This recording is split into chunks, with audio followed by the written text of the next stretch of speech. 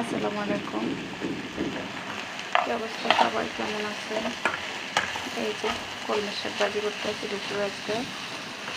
আপনার একটা কথা সত্য নাই বললে হয় না। অনেকেই মনে করে ওরে আল্লাহ রে, জামা কাপড় বিক্রি করে, এর অবস্থা তো খুবই খারাপ হয়ে গেছে। মনে হয় মানে খুব অভাবে আছে, তার জন্য জামা কাপড় বিক্রি করে। কিসের অভাব জানি, কি অভাবে পড়ে গেছে। আসলে রে ভাই, সেটা না। আমি ঘরে বসে যদি ভালো কিছু করতে পারি, একটা কিছু সেল করি, আমার একটা পরিচয় হইতে পারে, তাইলে তো এটা মন্দ না। আর এই জিনিসটা আপনার সবাই পারে না, ঠিক আছে? তো আর কি, এই কথাটা বললাম। যারা বলেন তারা আসলে বোকা, স্বর্গে বাস করেন।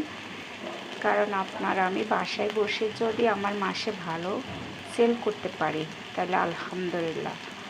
আমি মনে করি এটা লজ্জার কিছু না। আর কিছু করলে সেটাকে কখনো ছোট চোখে দেখবেন না। কারো থেকে খুঁজে আপনি খাওয়াচ্ছে, কিছু করে খান, দেখবেন আপনার অনেক শান্তি।